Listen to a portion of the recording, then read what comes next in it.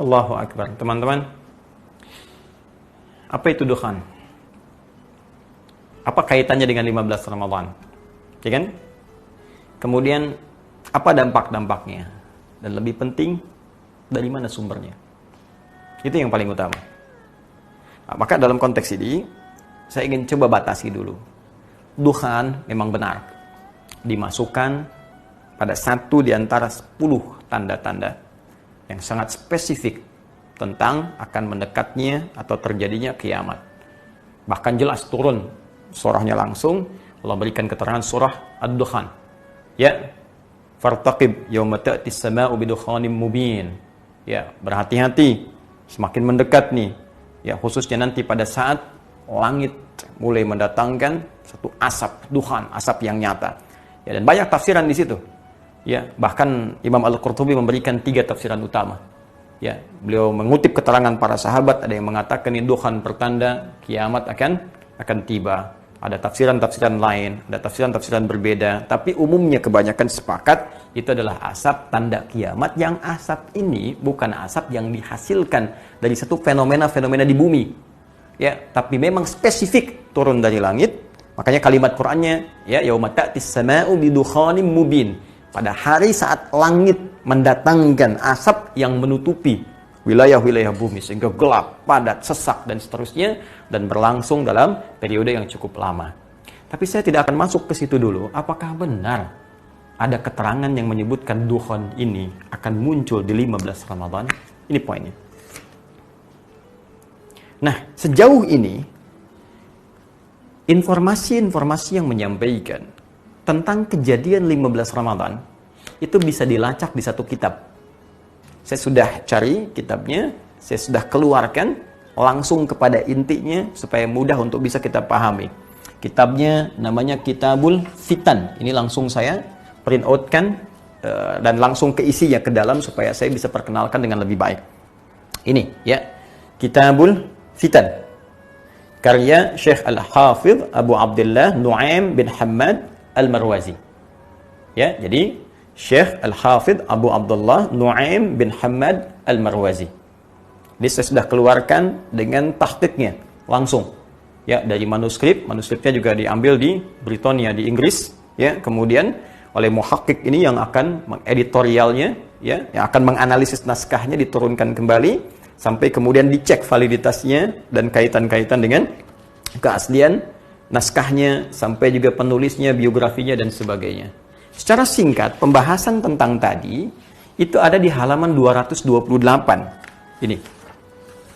Di nomor pembahasan 638, halaman 228. Ya.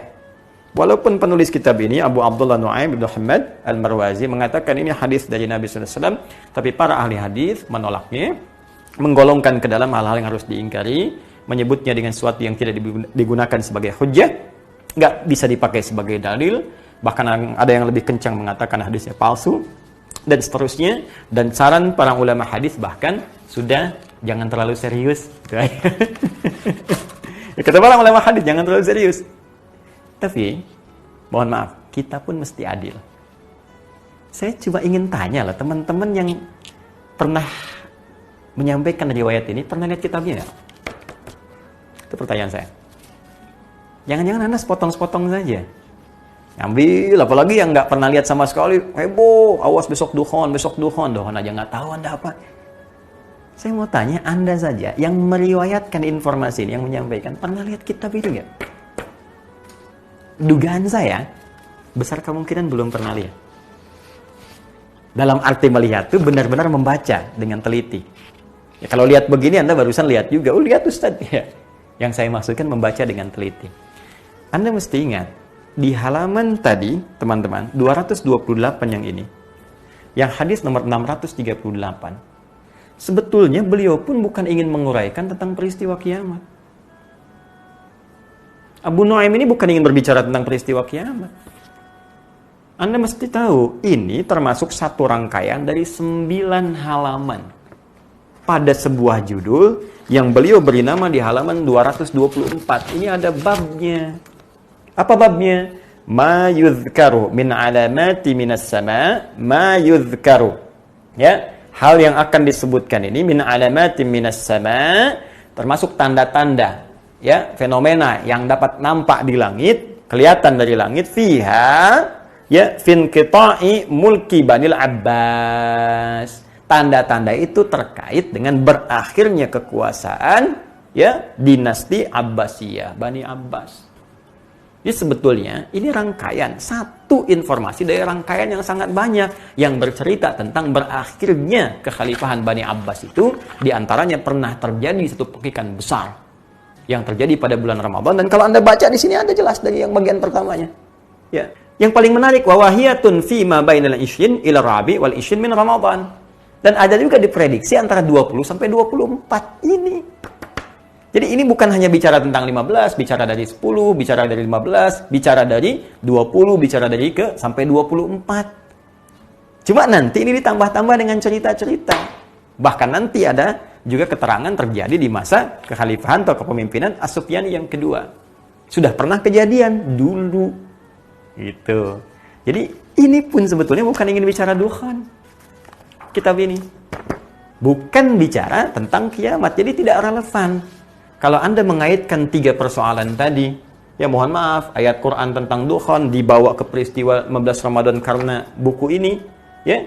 Kemudian dalilnya dibenturkan dengan akan adanya benturan asteroid dari informasi 8. Sekarang saya buktikan sendiri, kita cek bersama, buku yang dijadikan sandaran bukan bercerita tentang itu. Kalau ingin diambil hadisnya, kata para ahli hadis tidak valid. Jadi sudah banyak nih persoalannya. Ya, Syekh Abu Nu'aim bukan berbicara tentang dukhan, 15 Ramadannya persoalan tentang berakhirnya kekhalifahan, ya, Abbasiyah. Kemudian juga yang kedua, riwayat hadis yang diambil di sini tidak valid. Para ulama mengatakan jangan terlalu serius, gak usah diambil. Kemudian informasi dari 8, dari NASA, dari Boska mengatakan nggak ada benturan itu, dalam arti benda yang disebutkan itu, asteroid 2016 HP6 itu sangat jauh jaraknya. Nah, jadi sekarang apa yang menyebabkan kita panik?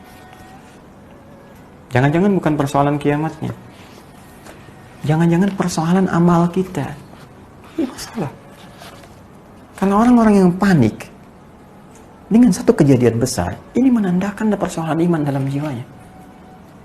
So, kalau orang merasa amalnya baik, sholatnya baik, cukup dia beramal, dia nggak akan khawatir. Kita sibuk dengan kapan kiamat, takut begini, takut begitu. Allah sudah menjawab kok. Jelas disampaikan di Quran surah 33 Al-Ahzab itu, ayat 63. Ya, yas'alunaka 'anis sa'ah. Qul innama 'ilmuha 'indallah. Ya, wa ma yudrika la'alla as-sa'ata takunu qariba. Dari dulu, teman-teman, bukan sekarang aja, dari dulu Allah menyampaikan pada Nabi Muhammad SAW. Mereka banyak bertanya kepadamu tentang kiamat. Kapan kiamat? Kapan gini? Kapan begitu? Apa jawaban Allah? Katakan aja dengan singkat pada mereka. Nggak usah pikir banyak tentang kiamat. Pengetahuan tentang itu hanya Allah yang tahu.